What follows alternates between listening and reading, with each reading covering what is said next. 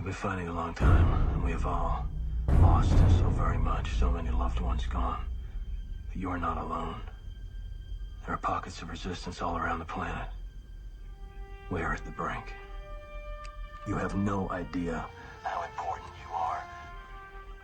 If you're listening to this, you are the resistance. Ave Maria Stella, Dei Mater Alma, atque semper Virgo, Felix te porta.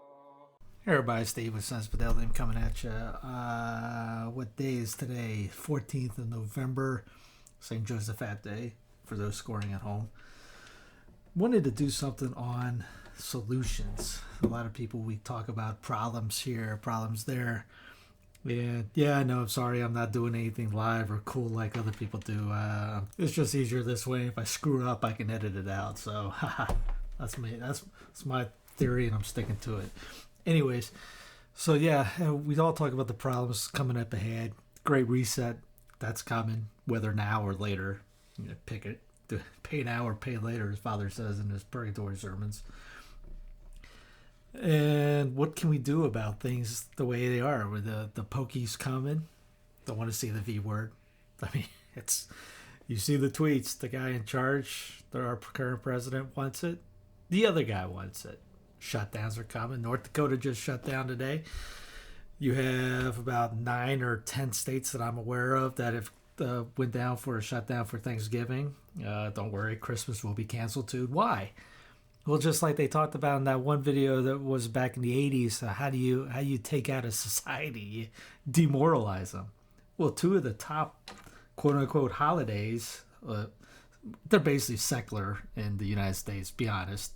I mean, yes, if you celebrate Christmas correctly, then it's not a day for high suicides, because people's focus is not on the birth of Christ, it's on being around family. And if somebody doesn't have any family, then what is it good for then? I mean, when we used to have our family used to run a sports bar, and we'd open up in the afternoon of Christmas because Dad would say, well, it's the guys that don't have families would come in. And he was right. There was a lot of people that didn't have families would come in, and they would just, sit there and drink or talk to each other. It's kind of somber. I remember when I was a kid, just because you felt sorry for them, and they knew that you could like see the depression in the people. But if you don't celebrate the right way, you're gonna get depressed. So they're taking out Thanksgiving, get around family. They'll take out Christmas, we can get around family. But you're just depressed, and you know what, out of everybody, just to punch them more in the face, demoralize them even more than what they are. And then it just keep pounding away at us until we won't fight anymore. You see what's going on in Europe. People are fighting back. People in the United States of America, you don't see that right now. They haven't been hit hard enough, I don't think. They haven't been hit not hard enough to fight back yet. Eventually, maybe they will. I don't know. We'll see. But I'm happy for the people in Europe and different parts of Europe that are standing up to it. I saw French people upset about their parishes being closed. What do we do in the United States? We tweet about it. Not really much of anything else goes on. You'll have the parish closed again. I've already had people tell me they have temperature check stations at some parishes. Eventually you'll have, I predict, the app will come in that, like Ireland's already have, Canada's got coming in. US will have it. It's on the way. I've already seen a couple articles on it. I mean, to get into a football game in Seattle, you have to have the Health Pass app. That's that one group, the Clear Health Screen app that's over you see in the airports. That happened after 9/11 for the quicker way of doing it. You had to pay to scan your eyes basically, and then you could get in, so you could go through normally, quote unquote, with your shoes on and your pants basically on. I mean, you have to take your belt off.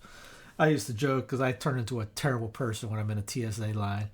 I would just put my hands up, if I had to go in the hands up thing, I would put my hands up and say, "Don't shoot." Yeah, I'm that kind of guy. And if I tell them, hey, if you're patting me down, I'll tell them to be gentle. Or anything, when are we, I would yell out, when are we going through this naked? Eventually that will come. I mean, you see everyone else. I mean, they fondle up nuns and priests basically just because. I mean, I can't stand TSA, and now the entire planet's TSA. It drives me bonkers, and to see nobody really do anything about it, it just really grinds my gears. Went into Costco today, pretty much probably the last time, because they're coming out with a mandate on Monday that if you can't wear a face mask, that you have to wear a face shield. That's their way to stop the people like me that dare walk around and breathe normally and smile and whistle and keep my head up and eat while I'm walking. It's these, like if they have beef jerky on, I went the other day and went into a Costco. There was about a month ago, and there was a guy there that was giving away beef jerky samples. And I come up, hey man, I'll take one. This smells awesome. Hey, but you know what's even better? I don't have to take my muzzle off to eat it. He died laughing. These guys, they don't want to wear it, but they have to just to have a paycheck. I get that. But you walk around a place like that or a grocery store, you see everyone's heads pretty much down. Their eyes are down. They look just defeated. And obviously you tell no one's smiling. That's what's smiling about it. I really haven't heard a joke when I've gone through a grocery store or etc. like that in quite some time by people. And I pretty much keep track of what's going on. I'm one of those. There's a book called Survivor's Guide, I think it is. It's a red book, the Survivor's Club. It talks about the 10% do the X, 10% do nothing, 10% do all, 10% will be kind of like go-getter type deal things. Another 10%, the bottom 10% really do nothing. And the 80% in between are the ones that kind of like wait for somebody to do something. And they were talking about the top 10%, which is one of those that if you walk into a building or something, you've already scanned the area, surveilled the area, you see the exit doors, you've already looked at people inside, you've sized them up. I'm even ones that I will sit there and I can see people. I will look for people in the corner of my eyes, or if I'm angled at a glass, I'll be able to see who's where. Or if in my glass itself is water or something, a reflection, I'll use anything. Or glasses in another person if they're sitting across from me. My wife's kind of like, it doesn't see me as nuts, but she knows what I'm talking about when we do something like that. I can tell where everyone's at. I just got it's one of those things. I have a plan. Even when I go to mass, I'm already thinking if someone goes in, I'm going to have these guys go here. I'm going to have my wife go here. The kids going here. I'm going here after I do this. It's already put in my mind. Maybe I'm nuts. I don't know. But it's just so, it hurts when I walk up and down an aisle and just see everyone just like defeated, standing around. There's no joy in anybody's eyes anymore. Like I said, their heads are down, eyes down. And the church, the one true Holy Catholic Church, the only church out there. Yeah, if that's another thing. When people start, saying, hey, we need religious freedom, they can't believe these Protestants are getting shut down by the government, blah, blah, blah. I'm not totally opposed to that. I'm not gonna. You would never see me back up a Protestant church for being shut down. You're not going to see me back up a Satanist church for being shut down. If we want to go on the religious liberty thing, if you're going to back up the Protestants, you're going to back up the Satanists for the same exact reason. I hope you see my point. There's only one church that has the authority and the right to be open, and that's us. And sadly, if we're not doing anything, if the church would lead, we would be out of this mess. Sadly, we're not. I really, to be honest with everyone, I've never read a vegan letter. I don't hate the guy. I pray for him just like any other cleric. Thank God somebody's saying something, I guess. I guess something's better than nothing. I've never read one article. I skimmed, I guess you could say I did read, or maybe I did lie. I skimmed the Great Reset one just to see if there was anything new in it, because I've been on that topic for quite some time. I look it up. I watch the videos from the World Economic Forum. I'm trying to see what they're playing. If there's any other things they're telling us that are coming.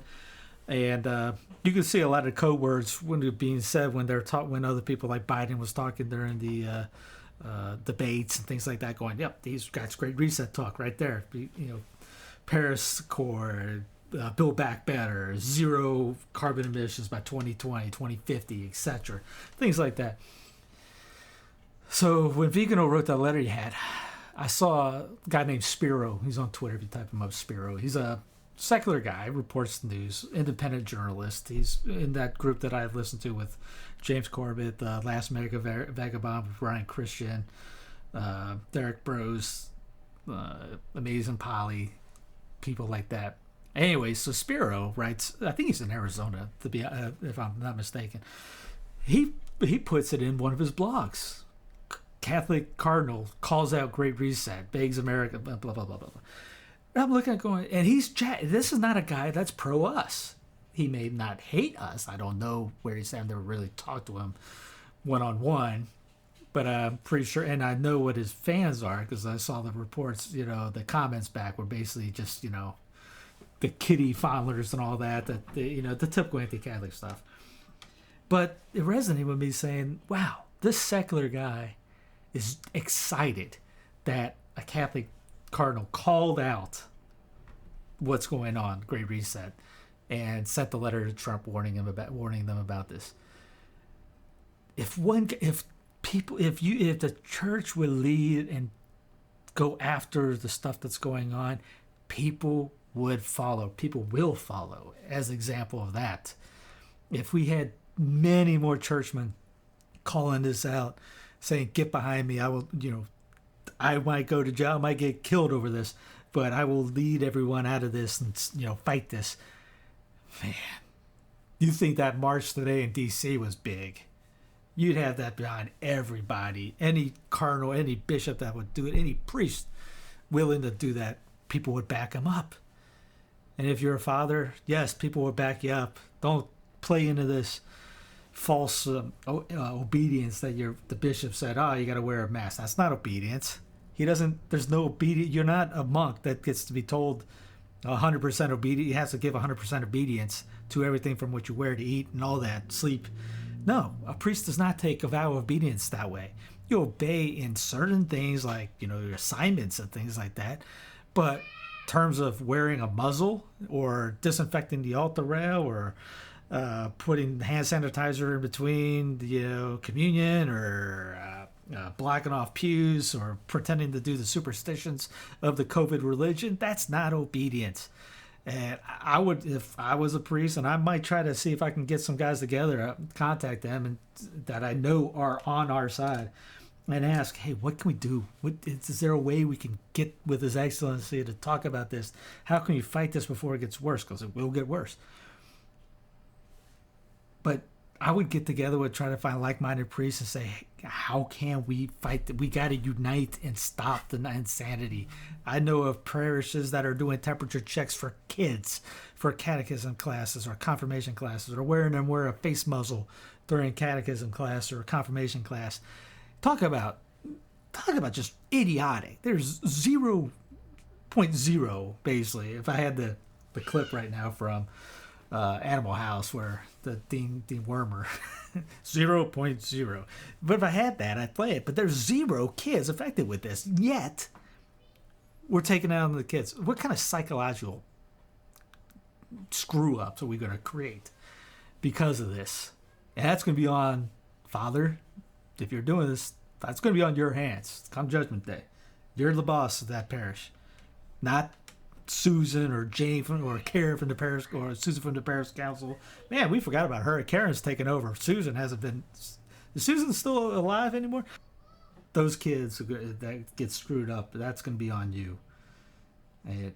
So nip it in the bud before it gets worse. Because as Klaus Schwab has said, it will never go back to quote-unquote normal. Now, in a sense, maybe we don't want it to go back to quote-unquote normal because it wasn't that great in the first place, in the sense of looking at it in Catholic eyes, being a totally Catholic area. We've failed miserably on that, if we're honest. Every one of us. And I'm looking at myself, starting here. Always do. Never pointing a finger, hey, you suck, you this, blah. I'm also talking about myself. So yeah, maybe we don't want, I mean, obviously I don't want the reset to what they want, the fourth industrial revolution, where basically the machines are running things. And I'm not trying to turn this into a Terminator episode, but literally they're talking about putting like Borg, putting a implant in your head. And there's videos on the WEF.com YouTube channel website that show that they're wanting to do this so that you can text or tweet, as they say it, with the power of thought. That's their words. These days, if you say conspiracy theory, my first thought is you don't think, or you're too lazy to look it up. Now, if I said there's aliens underneath or lizard people underneath the Denver International Airport, I get that. That's a conspiracy theory. That's kind of weird. I don't subscribe to stuff like that. But come on, after what we've seen this year, there's no way you can say, conspiracy theory. No, even like with the election going on, it's blatant. So yeah, it will get worse. I read the COVID-19, The Great Reset by Klaus Schwab. I've seen the videos that he's put out. I've read the articles about him. The guy's, and you see what's coming on with if Biden ends up becoming elected monarch of the United States. Ben Franklin had a quote saying he predicted that the United States would have an elected monarch. And guess that's what it is. You can't tell me it's a republic. Please don't say the R word. It is. If it's a republic, then I got some beachfront property on Mars to sell, which it might be a beach someday. Because I remember when I was at Uber, there was a guy that I picked up from what's that place out there, Lockheed Martin, and we were talking. He was talking about Mars settlements, and I was joking. So, how are you going to get to come up to volunteer for that? There's, the instant death when you get out of the space ride. And he goes, actually, there's people signed up for years. There's a waiting list of people that are wanting to get trained to go do that. And this was 2 years ago, maybe. I remember like it was yesterday, that drive. Ended up renting an apartment from the guy about half a mile away. But so yeah, stuff like that they're working on. I mean, that's not out of the picture. Sounds crazy, but there's people ready to go to move to Mars. But yeah, I'm not saying that. There's solutions again. Well, moving, that was an idea. But the problem is I've had people ask and say, hey, where do you move to during this? Well, there's no perfect situation. Sure, South Dakota is probably the best governor right now, way best governor. And there's no lockdown, etc. But who knows what happens when her time's up? If South Dakotans re-elect, I don't know if I have to look to see if she's up for re-election, or if they elect somebody that's worse. You would think South Carolina would be great. Henry McMaster ended up shutting it down there, and I was, what the? I never would have thought in a million years I would have seen South Carolina do that. I'm in the state of North Carolina, the People's Republic of North Kakalaki, where we just re-elected, I think, invalidly, the Governor Cooper again. I would bet anything I had that election was stolen or rigged or something. One reason I say that, if you're not from here, is everybody that was on the GOP ticket got elected except the governor. The state went Trump. Richardson is lieutenant governor, judges, etc. But the guy that shut down the state and put 1 million people out of work got reelected. And by the way, he got money from Soros and people from New York and California. I'm not buying that was a fair, but every election's rigged. We have to realize that. If you saw the rundown last time, we talked this past week, we talked about that. By the way, if you're listening and you're wondering what the rundown was this week, it's on the restoringthefaith.com or the Restoring the Faith YouTube channel. We went live stream, and I'm not doing a live stream on my channel, but we'll do it on his. So if you want to go run over there and check it out, you'll see it. And we go over some of that. I bring up some of the articles. So solutions. So there's freedom zones. Derek Bros is running. He's going up. He's crossing the border from Mexico to the United States to move to Mexico. How many people thought that was happening? And he's doing that to help people find areas where you don't have the nonsense that's going on like you do in the States. And he says he hasn't seen that happen in the areas he's at in Mexico. Now, obviously, that's a big risk because it's a new culture, a society, a new language, etc. But people are doing that. He mentioned somebody from a family from Oregon drove down to meet them in, I think, in the border somewhere. I don't know if it was in Texas or where, and they drove across the border. I think it was in Texas, because I think he's from Houston. And they drove down, and they're doing free themselves. But his idea is either basically move to an area and set up a place there that's comparable to your values, or hunker down and fix your area. I'm more for the hunker down part, so far. So hunker down and fix your area. Kind of like John Senior. If you haven't read his books, Destruction and Restoration of the Christian Culture, Christian Society, get those two books. They're great books, especially at the end when he talks about book recommendations for homeschooling and ages, etc. I thought it was a great, just even how to set up your home type deal. And I remember going to Dayton. I was going to go to Holy Family Church in Dayton, Ohio. The fraternity runs it, and we were driving there and going, man, this reminds me of Signor's vision, where you see a city that's now gone. It used to be, I think it might have been a Polish area, and it's just basically, tumbleweeds if they had any there. There's a shoe up in the light in the power lines, but that's about it. There's everything was closed. But if a group of Catholics came in and took over that area, revamped it, they had a Catholic little ghetto right there. You have was it a month ago or 2 months ago? There was a group in Atlanta, and I think it was in Atlanta, outside Atlanta, somewhere in Georgia, that basically seceded from Georgia, which, please God, let that movement start working again.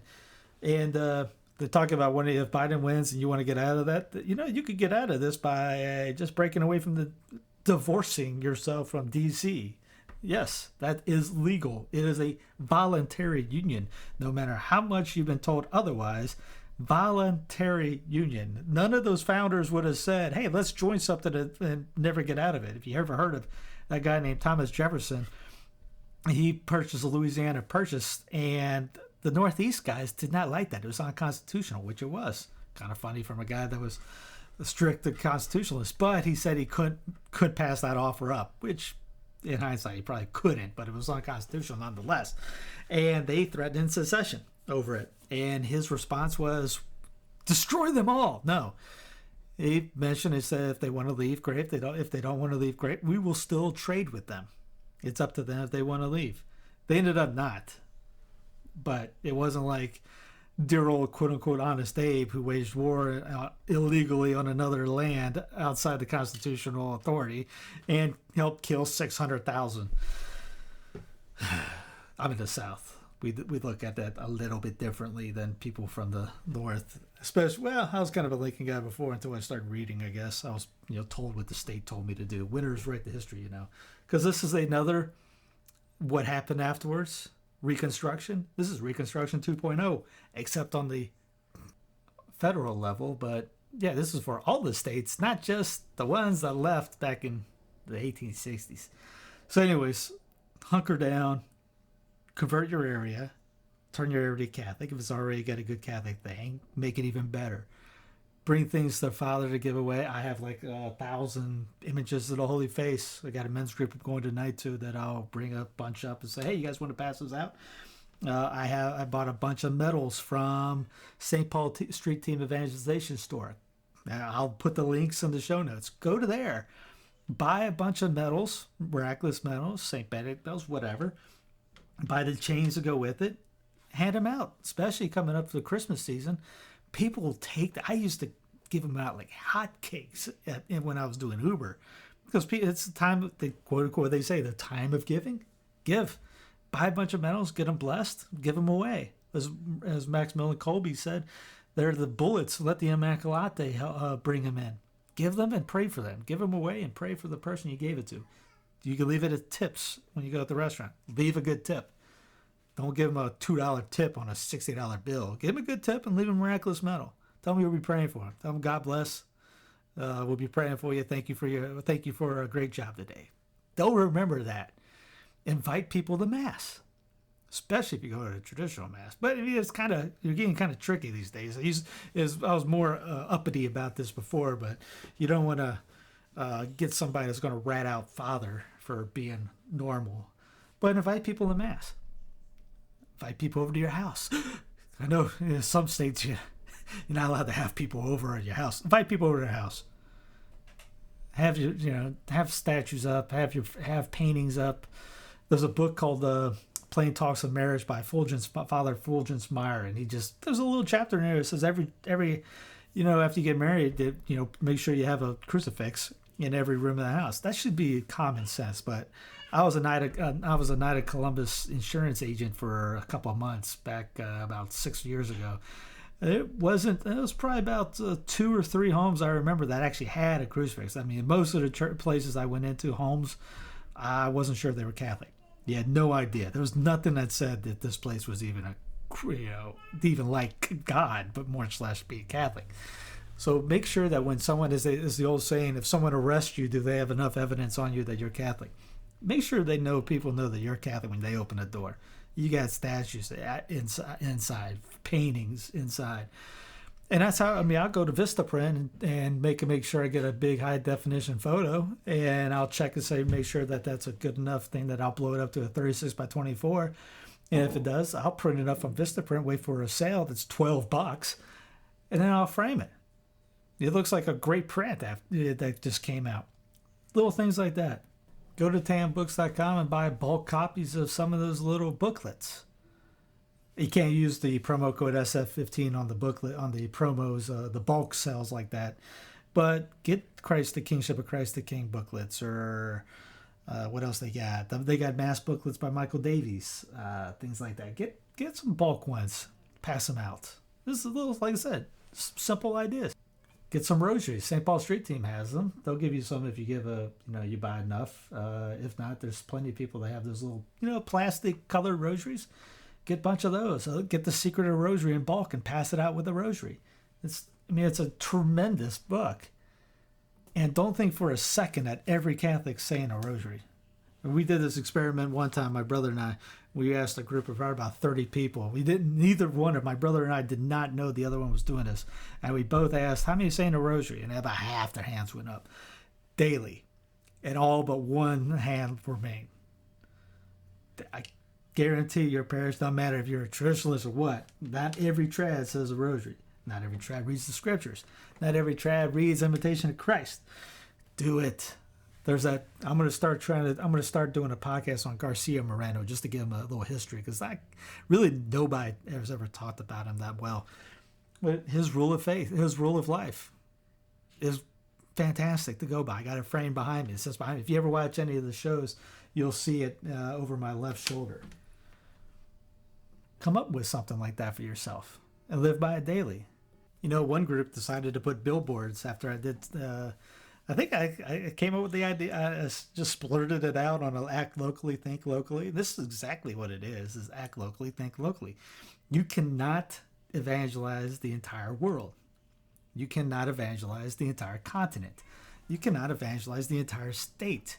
You can evangelize your block, your road. I was at Mass yesterday, and Father was talking about Saint Mother Cabrini. And he mentioned how the bishop wouldn't let him be a missionary. And back when I'm going, wait a minute, no. You're actually at a mission parish. The parish of Zen is actually called a mission parish. And we're still, unless I'm mistaken, the entire population is not Catholic. Guess what? You're in mission territory. You don't have to go to the bush in Africa to be a missionary. You don't have to go to Latin America to be a missionary. South America. You can be a missionary by walking outside your front door. You got a big family, you're a missionary. If you're dressed modestly, you're a missionary. If you're saying a rosary, praying, reading a Bible somewhere, you're a missionary. If you tell somebody that you can't stand that music because it's offensive, in a charitable way, or taking your hat off if you're wearing a hat when someone uses our Lord's name in vain, and when they ask, Why'd you just do that 15 times or whatever it was? And you explain why. You're a missionary. You can be a missionary many, many ways. Evangelize your road. Have a get with Father to do something about a Q&A on Catholicism. All you had, and everyone in your parish bring one person. Just invite one. You got 365 days to get one person to come to a Q&A. Fathers, it's your job to do that. When people are coming to your parish, your job's to teach them. Your job's not to be the CEO of your parish. Your primary job is salvation of souls. I know you're taught that something different these days. Change it. This Read Dignities of Duties of Priests by St. Alphonsus. You're not going to see being a CEO of a parish as top priority on that. Your salvation of souls, yes. That's why he's a saint. But why not come up with some kind of once a week, free pizza and donuts, or free pizza and coffee and pop or whatever, Coke, that you can have, and people from the neighborhood come in and ask questions about the religion, and the priest answers the question. Not one layman to do it. The priest, it's your job. The collar holds weight. Invite them to Mass. Let them see what's going on, especially if you got a traditional Mass going on. But we ended up going to a parish that has just because it's an hour earlier, there's nothing at the other parish that we were not liking. So we were going to St. Anne's in Charlotte, and another one, St. Thomas, opened up a new one. So there's two diocesan traditional Masses in the area. So we go to the earlier one because it's easier on the kids. So you talk about a tremendous choir. The choir is daggone fantastic. There's actually people that come in that have no idea what's going on, but they come in for the choir because the choir is that good. And they still love it. They love everything about what's going on. They're blown away by the high masses, but the choir brought them in. The beauty. So if you're going to do it right. Make sure it's good. That evangelizes. I said, invite people in, do Q&A. If they don't do a Q&A, invite them over to your house. Come up with something. Be creative. If you have books, put your books out in the living room. People come over, they'll see them. Maybe they'll ask questions. We got that. Bookshelves are in the living room. I got it strategically placed so I can hopefully get more eyeballs in one area, and maybe a conversation will come up. Continue praying for the President of the United States, no matter who he is. What year this is, whenever, wherever you hear this, pray for him, pray for the VP, pray for the Congress, pray for the... Monsignor John Hughes has a line: the Catholic Church's main goal in the United States is to convert the President, the Vice President, the Senate, the Congress, the military. And he just goes down the list. Are we praying for all that? Offer a decade of rosary for them. Or a Hail Mary during the decade. Each person gets a Hail Mary. Don't forget your governor. Don't forget your state house. Don't forget your local. We're going to try to come up with some kind of...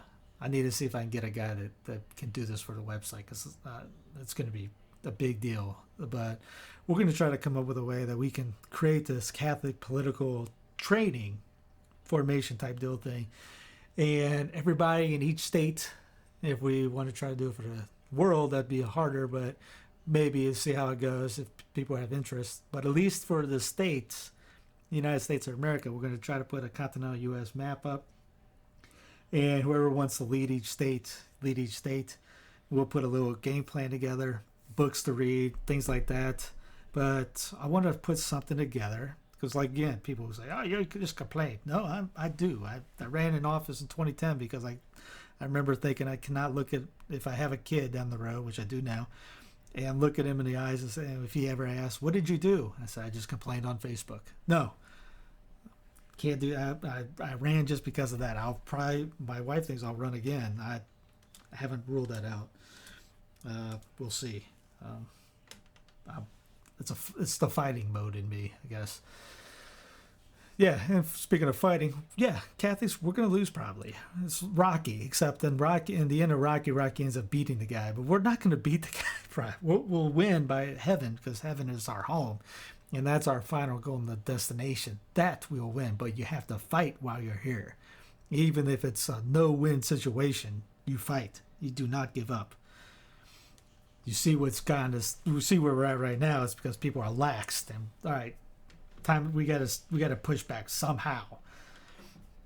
But yeah, we're gonna try to put that together. If people want to start thinking about that, if you want to lead your state as the top dog of that, and we want to break it down in counties so that eventually you just put it down to all of the seats that are available in your state, your locality will be on there, and your job is to run that, to be able to find people to run for these seats that are opening and opened up, and get good people in there and train people to be good at this gig and the Catholic version of politics and being able to run a good Christian society.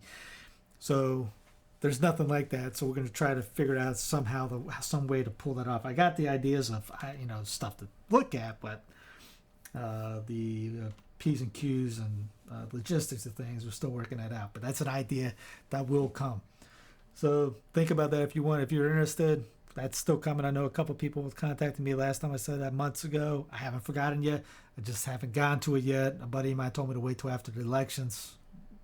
So we're starting to try to work things out now. So yeah, invite people to Mass. Buy sacramentals. Give them out. Don't forget about the Sacred Heart Badge. Pius IX ended up saying you don't even have to get that thing blessed. He gave a blessing during it for the future of all of them that were ever made. He was that powerful. The Holy Face Medal, Miraculous Medal, like I said, Benedict medals. Get them. Put them on chains. Give them out. Invite people to Mass. Make sure you clean yourself up. Dress right. My bud Mike Church calls it the enforcement of the unenforceable. No one's there putting a rule on you how to dress or how to speak. You can do that. You change your ways on that. People will notice. If you go work out, dress modest. Go to the store, dress, don't dress like a bum. Again, when you go pay at the checkout, give the cashier a medal. Make sure you have like I say, get the cords or the necklace to go with it so that they can put it right around. If you want to get a little printout of the story behind it, give them a printout of it too. That's cool too. We'll see if I can get the booklet of the Conversion of Alphonse Rathsborn reprinted and see if we can make it cheap to be able to get it out to many people for that, because that's a terrific story. If you haven't heard the Conversion of Alphonse Rathsborn, then you've missed out. Obviously, invite people to listen to the sermons. If you want to put CDs, make CDs of them to pass out, go for it. You get a CD burner, make some. Or if you want, you got the CD burner in the house, just make some into MP3 and give them out to people. I do it. I've done it for Spanish and English. Go for it, especially if you live in an area that needs it. Come up with some ideas on which ones to come up. I have a greatest hits one that I give out, and people love it. I get all the time. Somebody will always write me back. Can I have another one? Get some Catholic material merchandise. I'm not just pitching for myself. If you want, I did make a Teespring and Zazzle account. I don't have to do inventory, so it was just making the images and putting them up on coffee mugs or things like that. There's Christmas gifts right there: coffee mugs, beer mugs, posters, puzzles. Get a family a puzzle of the whatever. That's a big hit. A bunch of people buy puzzles, and it's hard to find the images to make them that way, but that's an idea. Learn the chants of the church. There was this one sermon, I wish that I had this thing recorded. This was before I was up in Dayton, and I remember Father, this is one of my first church home mass. I think it was the first time being at a fraternity parish too. He gave a sermon on lamenting on people not knowing the chants of the church. It struck me. I never forgot that sermon. I was like, that's a great idea. Ever since then, I've been trying to learn a new one every year. Learn one. Pick one out. Learn the Marian tune. We sing the Salve Regina at the end of our rosaries at night. My almost 3-year-old knows it. We've been doing it for about a year now. About a year. And at the end of masses, even at masses, they'll sing the Salve, and he his eyes light up, and he'll start trying to sing. And he obviously, you can tell he's trying to he's got the sounds close. He's not there yet, like dual cheese. He's saying cheese. He's on it. He knows what's going on it. Do the chant. Do that at the end of your rosaries. Learn the chants. Te Deum, Ave Maria Stella, Staba Mater della Rosa. Pick one and learn it. Sing the benediction for saying grace. Benedicice. Learn that. The kids will learn it. Kids will love it. And you get to a Thanksgiving meal or something like that. And if your kids start doing it, because my kids, they will say, all right, you ready? And they put both on. I mean, Therese is just over a year old, and she puts her hands together in prayer. She loves it. They'll see that. They'll know something's up. And especially when they're, smiling, the kids are smiling, and the family's happy. The kids will genuflect. Oh, that's another thing. Genuflection and signing the cross are not the same sacramental. Don't genuflect and make the sign of the cross at the same time. You ever see the altar boy do it? They do it all the time. They genuflect. You don't see them genuflect and making the sign of the cross every time they do the tabernacle. Genuflect and then do the sign of the cross if you want. You don't have to do both at the same time. I'm just throwing that out there. It's just one of those things. And after receiving communion, you don't have to make the sign of the cross. Father just blessed you, gave your own benediction basically over you with the Blessed Sacrament. You have Christ in your mouth. You don't have to bless yourself afterwards. Plus, on top of that, if you do it too quickly, you run the risk of hitting Father's hand, someone else right there. You don't need to do that. And don't put your hands on top of the altar rail. That's the people's altar. There used to be a cloth that comes over it, kind of like it's an extension of the altar. And if you ever see, your hands go underneath the veil there, the linen. I'll go up, there's no linen, but I'll try to grab on something underneath it just to hold myself up. Or if I'm holding the kid, I'm not touching the altar rail. Don't touch the altar rail. If you can't, now, if you're old and decrepit and you're needing to, that's one thing. But if you're able-bodied, hey, I got two terrible knees. I can get up and down, and I'm talking terrible knees. I can get up and down without having to lean on the altar rail. Just food for thought. Get good books. Read good books on the faith. Get Father Ripperger's books on everything that he has. He doesn't have that many. Buy them. He's got a great book on what tradition is, on divine tradition. He can't get anybody to buy it. That thing is terrific on tradition. Get that book. Ryan Grant's got a ton of books. I just bought books for the seminary here in Charlotte. I bought them the two Alphonsus ones that he's got, and when he comes out with more, I'll buy that one. And I got the two Bellarmine ones, the volumes that he's translated. And when he gets the third one in there, I'll do that. Why? We complain about how bad some of the education is. What if we could help them? Buy them these books. These are the guys that are bringing you to salvation. Don't you want them to have all the ammo? Buy your priests Alphonsus Moral Theology.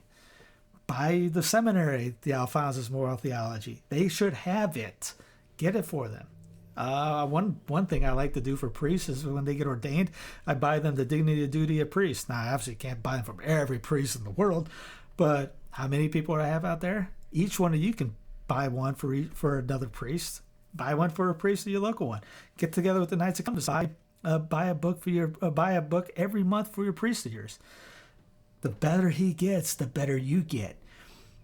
Come down underneath in the show notes section and let us know if you bought a book for a seminary or a diocese of some sort or a parish, so that other people don't get repeat. Maybe I don't know if that's how easy that is, but give some examples of what you did underneath.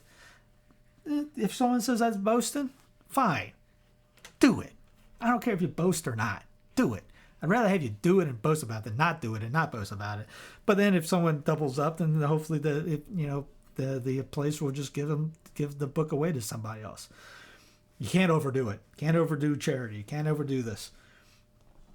If we were as excited about what's going on with the elections as we are about our salvation, conversions of others, we change the world and we convert the world.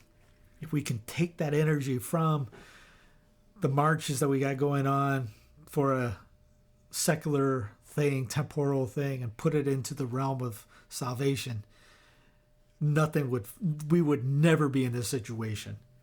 we'd be a force to be reckoned with. If we get priests to be as loud and vocal as they are about the elections or anything else that they get excited about, as they could be about the faith, man, we'd convert the world. Do we want it? Do we know it? Do we love it enough to spread it? You want it? Can we make Catholicism a pandemic? I mean, the biggest pandemic we have right now is bad leadership. Pray for good leaders. Pray that we're worthy to have good leaders. We don't deserve it right now. We got to prove that we deserve it. Basically, whatever idea you come up with, it probably isn't a bad idea. Just do it. Pull the Nike thing. Just do it. Give it a shot. See what happens. Hit me up if you have any questions. This is Steve Cunningham with Sense Fidelium. God love you. And remember, you are not alone. There are pockets of resistance all over the globe. And you do not know how important you are. Do not give up. Don't ever give up. Say Hail Mary for me and I'll be eternally grateful. God love you.